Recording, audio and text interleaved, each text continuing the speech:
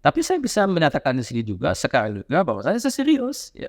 Saya kira ini satu tantangan, satu hal yang penting buat Jabar, buat Indonesia, dan dengan senang hati saya akan melaksanakan tugas saya itu jika dipilih tentunya ya.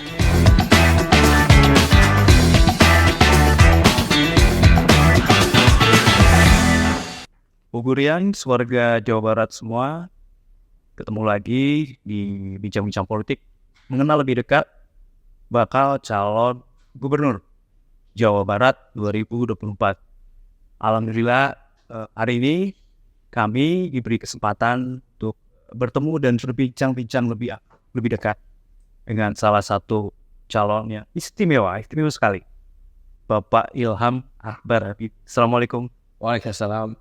Saya harus menyapanya Kang Ilham karena beliau ini sudah banget. Beliau warga Bandung begitu. Sehat Kang Ilham? Alhamdulillah sehat. Alhamdulillah.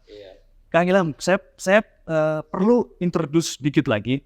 Ya. Karena sebelum saya berangkat ke sini, saya sapa teman-teman di lingkungan kami di Geraha Pena Bogor, terutama milenial akhir dan Gen Z. Ya. Saya tanya, Anda tahu pemilihan gubernur Jawa Barat? Tahu. Anda mengenal Ilham Habibie? Belum banyak yang mengenal. Belum banyak yang mengenal. Tapi kemudian saya sampaikan beliau putra pertama dari Presiden RI ketiga almarhum Bapak B.J. Habibie. Baru mereka wah gitu. Nah saya pengen gali sedikit dulu nih Kang Ilham. Siapa sebetulnya Kang Ilham? Wah sekarang beraktivitas apa begitu sebelum pencalonan ini? Baik ya. Ya, saya memang siapa saya? Saya kira pada dasarnya saya adalah seorang yang ingin mendorong negara dan bangsanya menjadi maju. Tentu dengan cara yang saya belajar dan saya ketahui dan saya sudah beberapa dekade berkecimpung di bidang-bidang ini. Jadi saya memang besar di luar negeri, di Jerman khususnya. Kemudian saya lama kerja di situ, saya setelah itu pindah ke Amerika, kerja di Amerika, baru kembali ke Indonesia. Dan tetap kerja di bidang yang sama, yaitu adalah sebagai insinyur di bidang industri kedirgantara di Jabar. Jadi Bandung ya. Jadi begitu saya balik ke Indonesia dari Amerika waktu itu, di mana saya juga kerja di industri yang sama. Di Jerman saya kerja di bidang yang sama, tapi di universitas sebagai peneliti dan pengajar di bidang yang sama, di bidang kedirgantaraan. Saya balik ke Indonesia, ke Jabar, ke Bandung bekerja di IPTN yang sekarang namanya PTBI. Secara paralel saya juga bekerja di ITB sebagai dosen. Saya ngajar sih. Ngajar juga? Ya, jadi anak saya paling kecil lahiran Bandung dan semua anak saya pernah sekolah di Bandung. Mau TK, mau SD, SMP. Dia semuanya pernah di situ. Kami punya rumah di Bandung udah lama sekali. Dan mungkin Mas juga tahu, Kang juga tahu bahwa orang tua saya dua-duanya masa remajanya di Bandung. Dia pun mereka lahir di tempat lain, tapi waktu masa remaja SMP dan SMA di Bandung, sehingga mereka berkenalan di situ, kemudian menikah di Bandung. Saya di Bandung banyak sekali saudara, ya, baik dari ibu dan bapak. Jadi Jawa Barat atau Bandung itu bukan satu tempat asing. Saya belasan tahun tinggal di sini, jadi sudah banget agak mengenal tempatnya dan merasa ya dalam bahasa Inggris at home di Jawa Barat dan di Bandung. Ya. Activity Kang Ilham sebelum terjun ke politik ini apa Kang? Nah, saya sebetulnya mungkin akhir-akhir ini dalam waktu 20 tahun yang lalu ini saya lebih banyak sebagai pengusaha. Sekaligus saya juga aktivis di beberapa organisasi sosial, organisasi profesi dan juga organisasi agama. Jadi kayak ISMI dan yang lain. Itu saya sudah lama aktif, sudah 30 tahun lebih dan begitu saya balik ke Indonesia saya tetap aktif di organisasi tersebut. Kemudian saya juga pernah mendirikan universitas di luar Jakarta, bukan di Jabar tapi di Banten. Dulu itu Jabar, jadi Serpong itu kan Tangerang. Sekarang dia sudah di provinsi yang berbeda, tapi dulu dia masih Jabar. Dan kalau kita lapor ke LLDikti tetap di LLDikti yang di Bandung, yang di Jalan Suci. Jadi ya itu aktivitas saya. memang banyak orang yang bertanya kepada saya, kenapa saya masuk ke politik? Iya, enggak. Saya bisa jawab dan mudah, karena sebetulnya buat saya politik itu hanya jalur berbeda untuk mencapai tujuan yang sama. Jadi sewaktu saya balik ke Indonesia, itu bisa saja saya tidak balik, karena saya sudah punya karir, kehidupan di luar Indonesia. Namun saya kena ada idealisme dan ada tujuan itu mau membangun, mendorong negara bangsa kita ini menjadi maju. Saya pulang ke Indonesia. Itu mungkin satu hal yang saya dapat, yang pertama yang melalui pendidikan saya dari orang tua saya. Saya kira juga ada karena lingkungan saya memang seperti itu. Kita semuanya punya idealisme nasionalisme seperti itu, dan juga mungkin ada yang idealis juga, siapa tahu ya. Tapi yang jelas memang dari awal saya sudah pulang ke Indonesia ini karena ada tujuan itu. Jadi kalau saya berubah jalur, tujuannya tetap sama. Jadi ini berpolitik dengan tujuan. Sang Ilham, tadi saya mau tanya sebetulnya kenapa politik, tapi sudah terjawab. Ya, Tapi pertanyaan saya yang kedua adalah, kenapa Jabar? Ini banyak orang yang bilang, Kang Ilham ini levelnya menteri atau ya lebih tinggi dari itulah. Tapi kenapa harus? saya kira janganlah kita bicara level, kita bicara tugas dan juga cakupan. Kalau kita lihat seorang menteri, memang dia cakupannya nasional ya, maksudnya negara kita bahkan ada dampak ke secara internasional.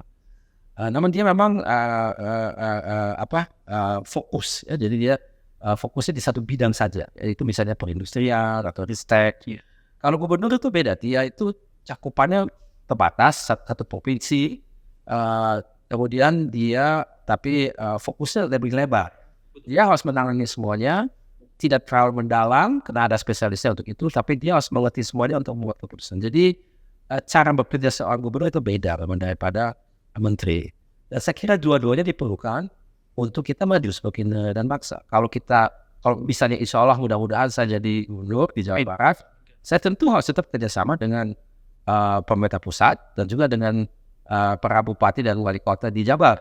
Karena hanya bersama-sama lah kita bisa maju. Ya, karena itu penting sekali ya. Jadi tetap saja saya harus punya pengertian untuk bekerjasama dengan orang-orang yang memang punya wewenang untuk membuat kebijakan dan peraturan yang penting untuk satu bidang. Misalnya di bidang industri, saya tetap harus kerja dengan Kementerian Perindustrian dan menterinya langsung. Saya kira itu penting sekali. Nah sekarang mungkin lebih kenapa Jabar, karena itu terkait dengan yang saya barusan katakan, industri. Nah industri itu kalau kita lihat bagaimana situasi kondisi di Indonesia, memang harus diakui lebih dari 50% industri di Indonesia adalah di satu provinsi saja, yaitu adalah Jawa Barat. Jadi di mana kita sudah punya komitmen, punya cita-cita, insya Allah pada tahun 2045 kita sudah menjadi emas atau menjadi maju. Dan kita juga sama-sama harus sadar bahwasannya kemajuan itu hanya bisa kita capai kalau kita punya industri kuat. Industri kuat itu adalah prasyarat. Kita lihat saja negara-negara lain yang telah maju di Asia, bagaimana caranya? Ya Jepang, Korea, Cina, Tiongkok itu kan semuanya melalui industri yang kuat. Nah, di sini harus kita juga perhatikan bahwasannya itu tidak berarti bahwasannya yang lain diabaikan, tidak. Jadi pertanian, perkebunan, perikanan, dan pariwisata itu semuanya tentu tetap kita harus perhatikan. Juga energi harus kita perhatikan. Namun industri yang harus menjadi pendorong utama daripada ekonomi kita. Dan kalau kita lihat secara nasional dalam beberapa belas tahun yang lampau ini, industri kita di Indonesia tumbuh di bawah pertumbuhan ekonomi secara umum. Dan itu tidak boleh seperti itu. Mestinya industri tumbuh dengan lebih besar daripada ekonomi pada umum. Jadi dia menjadi engine-nya. Itu juga penting dalam kaitan menyediakan lapangan pekerjaan yang diperlukan oleh masyarakat, oleh rakyat. Itu hanya bisa disediakan oleh industri dan jumlah yang banyak, dan juga dengan adanya level terkait dengan remunerasi dan juga caranya di mana mereka harus kerja dengan satu pendidikan tertentu, itu hanya bisa di industri karena itu terstruktur ya. Jadi ada profesi-profesi tertentu, ada standar-standar tertentu, ada job yang jelas. Nah ini saya kira adalah manfaat kalau kita melalui satu proses industrialisasi. Kenapa malah memilih kepala daerah? Apakah Kang Ilham pengen membereskan itu tadi bukan hanya industri tapi yang berkaitan seperti pendidikan, kesehatan warganya seperti apa? Saya kira itu benar sekali. Jadi kalau kita lihat pertama, Jabar itu kan provinsi terbesar. Iya. Jadi besar, kompleks. Karena kita juga harus lihat dari segi demografinya juga sangat berbeda-beda ya. Kalau kita membedakan di antara berbagai macam tipe orang Sunda ya, ada Beda-beda juga itu. beda sekali. Sunda Priangan, Sunda Kulon, Sunda Betawi, Sunda Cirebon, itu kan semuanya berbeda-beda ya. Dan bukan saja dari segi bahasanya, tapi juga budayanya, cara berpikirnya, masalah yang dihadapinya dan sebagainya, semua berbeda-beda. Jadi saya kira itu adalah buat saya satu proses belajar. Iya. Karena saya melihat ini juga kalau kita mau menyelesaikan masalah industri, sebetulnya tidak bisa saja dengan peraturan di bidang perindustrian, tapi perlu juga kita mengerti bagaimana itu bisa bersinergi dengan misalnya sektor pendidikan, pendidikan akademis, tapi juga pendidikan vokasional. Itu dan kemudian selain dari itu juga ada hal-hal lain yang menjadi harus kita perhatikan seperti penelitian dan pengembangan itu selalu diperlukan untuk kita kembangkan teknologi yang diperlukan untuk inovasi yang menjadi dasar daripada industri. Nah, di Jabar itu selain daripada industri, kita juga harus ingat beberapa universitas terbaik di Indonesia ada di Jabar. Saya sebut saja UI, ITB, IPB, itu ada Jaran dan lain-lain, itu banyak sekali. Jadi menurut saya itu adalah satu situasi buat saya yang ideal, di mana saya kira karena solusinya itu tidak bisa per bidang saja, itu harus agak holistis. Ya, semuanya harus diperhatikan dan yang saya lihat, misalnya seperti contoh, yang menjadi kendala industri kita atau juga sektor pendidikan, ada kurangnya komunikasi di antara mereka sehingga penyelarasan daripada apa yang diperlukan di industri dan apa yang disediakan oleh universitas atau juga sekolah vokasional seringkali itu tidak match. Jadi link dan match itu harus kita perbaiki. Iya benar, bisa juga kita lakukan itu secara nasional. Tapi kalau saya punya kesempatan sebagai gubernur di Jabar, saya bisa ikut serta dalam menyelesaikan itu karena saya di tiap bidang bisa juga berperan tentu dengan orang-orang spesialis. Tentu kita tetap harus bicara dengan juga pemerintahan pusat dan dalam hal implementasi dan juga masukan-masukan pasti juga dari level bupati dan wali kota karena mereka juga punya punya kekuatan untuk implementasi di daerah mereka masing-masing. Kang Ilham bicara politik ya. Yes. Pilkada. Tentu Kang Ilham karena bukan Kang Ilham kader partai. Saya kebetulan dari awal berdirinya Partai Golkar saya on Golkar. Oke. Iya. Kader begitu ya. Bapak punya KTA begitu. Saya punya KTA. Ya. Karena Bapak saya almarhum kan salah satu pendiri Golkar. Iya. Jadi ya secara otomatis tanpa saya ditanya langsung dikasih gitu ya. Dan sekarang memang saya adalah anggota Dewan Kehormatan mewakili keluarga Habibie di situ. Tapi saya tidak ada tugas dan tidak ada job desk, hanya ditawar di situ sebagai namanya gitu ya. Jadi saya kira dalam hal itu tidak menjadi soal kalau saya diusung oleh partai lain buat satu posisi politik tertentu. Itu saya kira tidak merupakan masalah. Iya.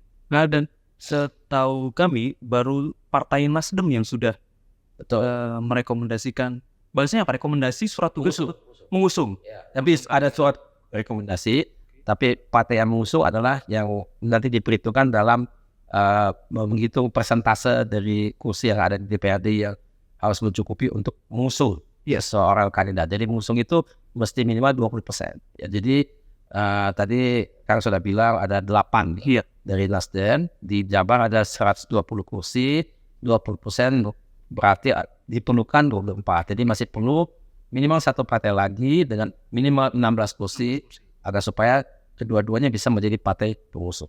Iya. Kang Ilham, sebelum atau saya mau nanya yang lebih mana yang lebih dulu ya, rekom dari Partai Nasdem atau niat Kang Ilham yang itu udah saya secara sinergis gitu ya. Jadi sewaktu saya pertama kali ada pemikiran untuk mencoba di bidang itu, saya belum tahu bagaimana respons dari partai-partai. Ya, jadi saya coba-coba dulu gitu ya. Tapi responsnya Pilkada dan Jabar sudah itu. ada beberapa alternatif waktu itu. Jabar merupakan salah satunya, tapi sebetulnya sudah di dalam benak saya itu sudah satu kandidat yang sangat kuat karena memang pertama saya punya akar di Jabar, pernah tinggal di situ dan saya punya saya punya uang di situ, saya punya banyak saudara di situ, pengalaman banyak sekali di situ. Itu satu. Yang kedua, saya juga melihat bahwasanya apa yang diperlukan oleh Jabar itu adalah sesuatu di mana saya bisa memberikan kontribusi. Ya, karena pengalaman saya justru di situ, karena di industri itu dan juga bagaimana membuat industri itu lebih kuat dengan adanya pendidikan yang memadai dan mumpuni, dan juga dengan adanya penelitian dan pengembangan yang juga dilaksanakan di Jabar atau di universitas-universitas yang ada di Jabar. Atau juga di industri, tentu industri juga berperan. Karena industrinya yang ada di Jabar juga diantaranya ada yang menggunakan teknologi sebagai basisnya. Di Bandung ada 4, di Tasik ada 1, plus ada 1 lagi di Bandung. Jadi saya sebut saja PT DI, PT Tindar, PT LAN, PT Inti itu di Jabar Bandung. Terus ada PT Telkom, terus ada PT Dahana di Tasikmalaya. Kemudian ada tentu kereta api di Bandung juga, ada PT Pos di Bandung juga. Wow, seru banget, strategi sekali ya, betul. Semangat. Iya, itu harus banyak dan semuanya itu adalah perusahaan yang berteknologi. Ya, jadi termasuk PT Pos, banyak orang tidak melihat itu, tapi sebenarnya PT Pos itu adalah perusahaan logistik.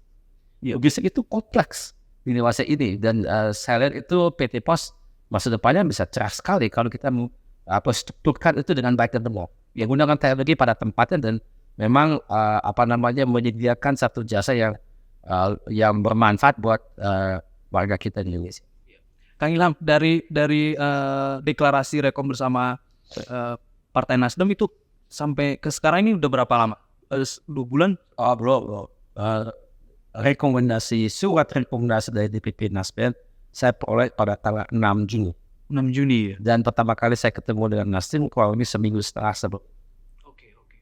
Sebelumnya sudah kontak-kontak lewat tim, tapi saya berjumpa dengan Pasaan Mustafa. Beliau adalah ketua DPW di Nasdem di Jabar.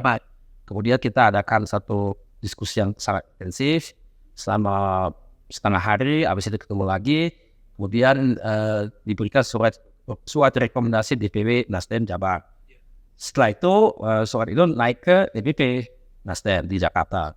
Jadi beberapa hari kemudian, mungkin 5 hari setelah saya dapat surat rekomendasi atau 3 hari atau saya lupa dari DPW Nasdem di Jabar, saya peroleh surat rekomendasi dari DPP Nasdem di Jakarta. Jadi sebetulnya kalau kita lihat proses itu sesuai dengan proses. Sesuai, tidak ada yang di luar proses. Hanya saja memang cepat. lewat jalur yang resmi dan formal, tapi cepat. Turbo.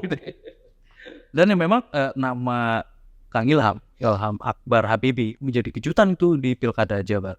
Bahkan obrolan, perbincangan di elit-elit, saya sebut regional lah, elit di Jabar, elit parpol di Jabar.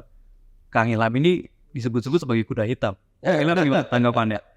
Kuda hitam itu mungkin adalah seorang yang sebelumnya belum diperhitungkan, jadi orang masih bingung. Karena dari politik mungkin ya mungkin karena jalan ini biasanya nama saya mungkin lebih dikaitkan dengan pesawat, betul, atau juga dengan teknologi, atau dengan hal-hal terkait dengan wasiat bapak gitu ya. Itu banyak kan juga teknologi, tapi juga ada yang misalnya terkait dengan demokrasi, karena saya juga pimpinan dari Habibie Center, di mana tema utamanya adalah demokrasi. Jadi benar, itu memang biasanya tema-tema yang dikaitkan dengan diri saya. Tapi ini mungkin untuk pertama kalinya ada langkah dari keluarga Habibie masuk ke politik di generasi saya. Terus terang, saya dari dulu sudah ditanya dari banyak orang, apa saya punya maksud untuk masuk ke politik? Saya selalu menjawab dengan belum atau belum tahu gitu ya. Tapi saya tidak pernah menyatakan bahwa saya tidak akan gitu ya. Tapi belum kepikiran waktu itu karena ya semuanya ada momentumnya. Ada waktunya di mana tiba-tiba kita melihat, oke, ini yang saya harus lakukan sekarang gitu ya. Dan itu saya kira saya rasakan beberapa minggu yang lalu. Itu kayak banyak hal yang tiba-tiba nyambung gitu ya. Memang pertanyaan banyak orang, mohon maaf, Kang Ilham, to the point aja. banyak orang yang mempertanyakan, ini orang serius nggak sih? Ini punten-punten nih ya, karena kan Serius, tentunya serius. serius tuh. Tapi mungkin mereka mungkin dia takut saya nanti nggak jadi gitu ya, atau saya punya maksud yang lain gitu sebetulnya ya. Tapi saya bisa menyatakan di sini juga sekarang juga bahwa saya serius. Ya. Saya kira ini satu tantangan, satu hal yang penting buat Jabar, buat Indonesia, dan dengan senang hati saya akan melaksanakan tugas saya itu jika dipilih. Ya. Tantangannya besar loh, Kang Ilham. Maaf? Tantangannya besar. Besar. Ya. Kang Ilham sudah pernah, ya saya rasa sudah nih belanja masalah di Jawa Barat. Seperti apa sih masalah? Oh, masalah-masalah yang dihadapi. Iya. Ya, saya kira nomor satu adalah lapangan pekerjaan. Banyak orang mengeluh nggak ada pekerjaan. Nah, itu mungkin dirasakan se-Indonesia. Tapi di Jabar itu kelihatannya kalau kita baca media kan sering atau kadang ada perusahaan yang PHK, tutup. Jadi ya itu adalah tantangan. Bagaimana kita menyediakan lapangan pekerjaan dalam jumlah yang diperlukan. Apalagi kalau kita lihat Gen Z kan juga gimana ya, dia itu tidak banyak yang bisa mendapatkan pekerjaan saat ini. Jadi itu saya kira nomor satu. Akibat daripada ketidaktersediaan lapangan pekerjaan dan jumlah yang dibutuhkan itu mengakibatkan banyak hal. Jadi misalnya saya kira ya, biarpun itu banyak orang tidak lihat itu bersama dengan itu, tapi misalnya judi online. Iya. Judi online itu saya kira satu cara untuk warga rakyat kita untuk mencari sebetulnya nafkah. Dia berharap dia bisa menang sesuatu karena dia cari peluang. Ternyata memang seperti kita ketahui bersama, banyak kan masuk dalam jebakan. Tapi itu adalah ya karena mereka sudah sangat sengsara, tidak ada pilihan, ya terpaksa dia lakukan itu. Padahal itu satu jebakan.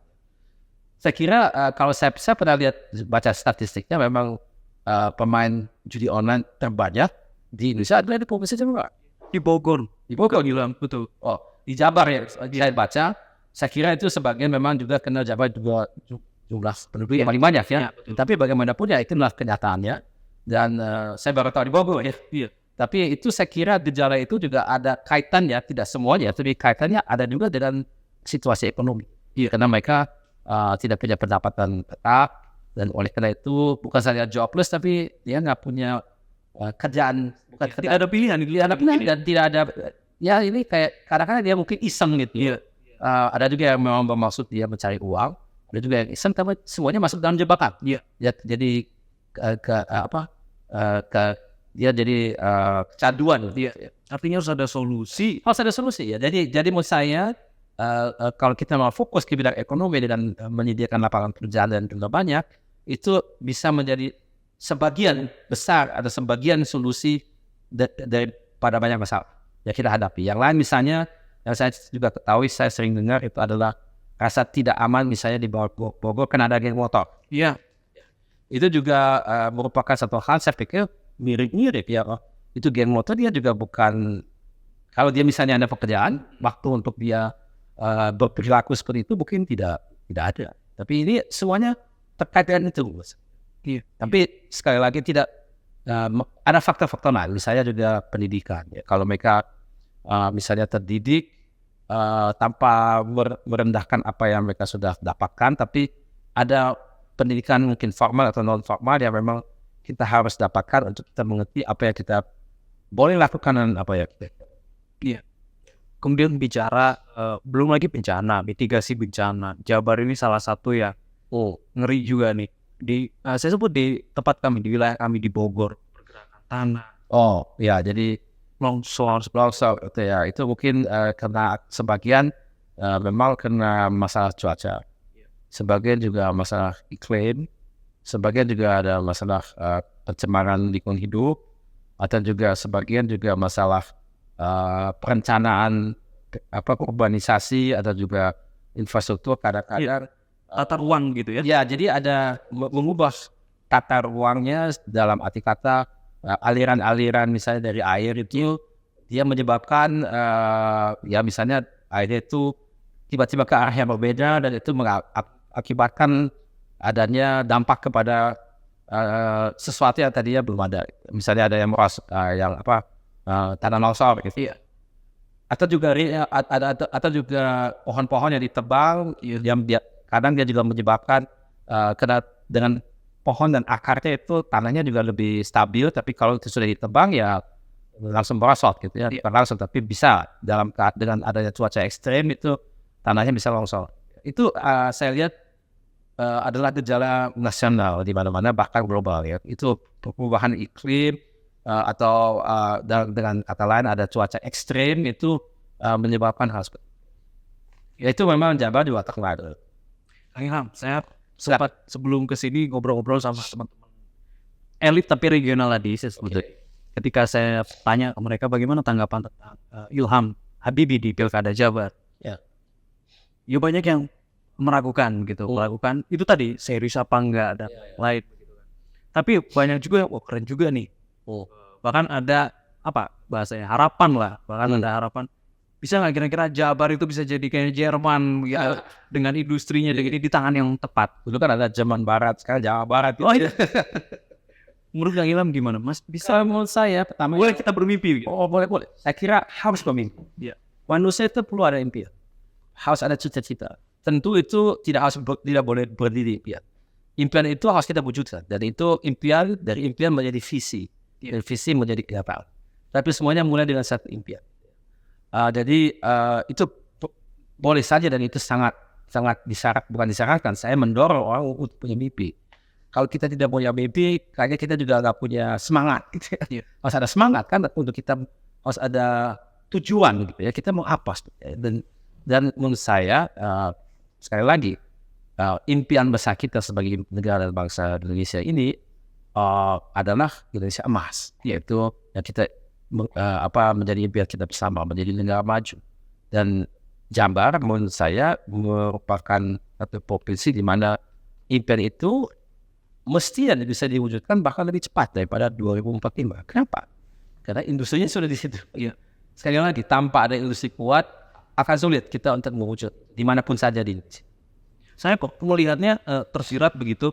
Kang Ilham lebih melihat Jabar ini potensinya itu lebih ke SDM ya, bukan di SDA-nya. Oh jelas. Lebih ke manusianya ya. Gini, buat saya SDA itu penting, tapi hanya permulaan daripada satu proses memajukan satu negara bangsa. Jadi saya kasih analogi. Seandainya kita ini satu negara, banyak negara di Timur Tengah itu dia maju, kaya, sejahtera karena dia punya sumber daya alam. Apa? Minyak dan gas. Sekarang tiba-tiba dia nggak bisa. Apa dia masih maju? Sebagai kalau dia pintar investasi dengan itu, mungkin dia masih maju. Tapi yang penting kan adalah SDM-nya. Karena kalau dia tidak memajukan SDM-nya, membuat satu kemampuan agar supaya dia bisa mempertahankan bahkan bisa melanjutkan proses untuk terus maju itu, mereka akan satu ketika kehabisan devisa. Kalau memang minyaknya misalnya sudah habis, manusia belum punya kemampuan, itu juga akan habis. Wow. Jadi satu kemajuan yang berkesinambungan dan hanya kita bisa garantikan kalau kita punya SDM yang unggul. Jadi proses industrialisasi itu sebetulnya yang kita lakukan adalah bukan saja membangun pabrik atau produk yang unggul, tapi manusia. Menyiapkan manusianya. Satu contoh yang lain. Di tahun 50-an abad yang lampau, kan kenal Korea kan, Korea Selatan. Ada perang dahsyat yang terjadi antara Korea Utara dan Korea Selatan. Korea Selatan hampir kalah. Kalau nggak orang Amerika masuk dan Korea Utara didorong lagi ke utara. Tapi yang terjadi dalam perang saudara itu adalah Korea Selatan itu hancur total. Sehingga Korea pada satu ketika berada di status perkembangan seperti Indonesia, sama pada tahun 50-an. Sama. Iya, posisinya sama waktu itu ya. Sekarang kita lihat Korea sekarang dan Indonesia sekarang. Mereka mungkin lebih dari 10 kali kita. Kenapa? Apakah kena SDA? Dia nggak punya SDA sama sekali. Betul. Jadi kenapa kena SDM? Kenapa SDM itu yang memang unggul? Dia itu membangun negaranya kembali dengan membangun industri terutama. Kan dia nggak punya SDA.